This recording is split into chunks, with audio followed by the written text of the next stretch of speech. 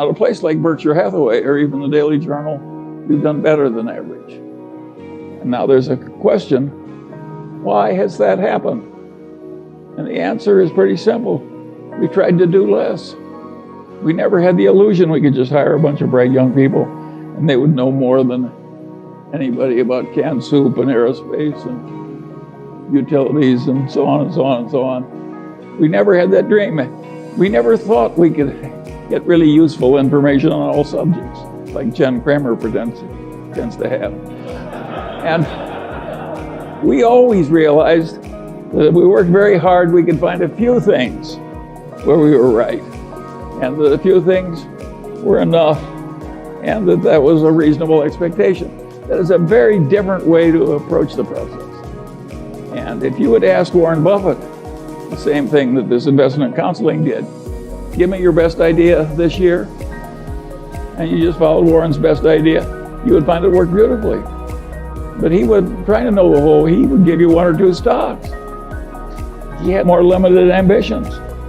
I had a grandfather who was very useful to me. My mother's grandfather, and he was a pioneer, and he came out to Iowa with no money but youth and health, and took it away from the Indians.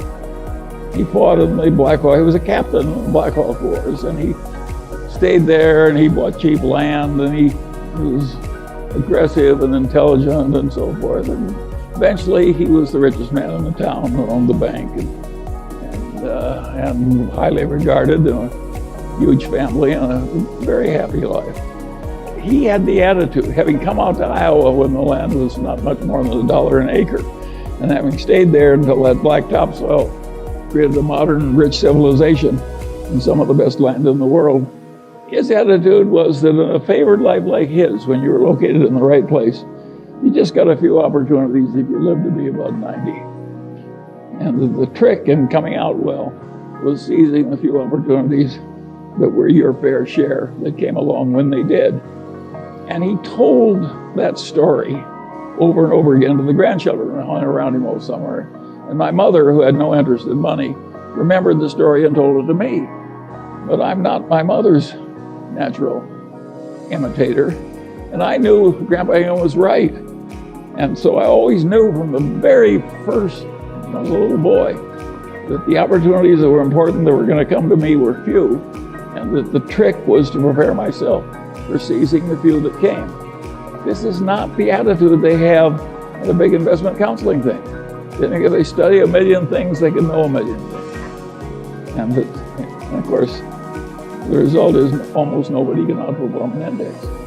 Whereas I sit here with my Daily Journal stock, my Berkshire Hathaway stock, my holdings in Lilu's Asian fund, my Costco stock, and of course I'm outperforming everybody.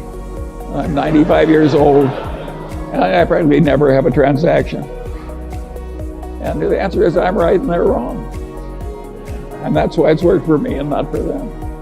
And the question is, do you want to be more like me or more like them? The idea of diversification makes sense to a point. If you don't know what you're doing and you want the standard result and not be embarrassed, well, of course you can widely diversify. Nobody's entitled to a lot of money for recognizing that because it's a truism. It's like knowing that 2 and 2 equals 4. But the investment professionals think they're helping you by arranging diversification. An idiot can diversify a portfolio, or a computer for that matter.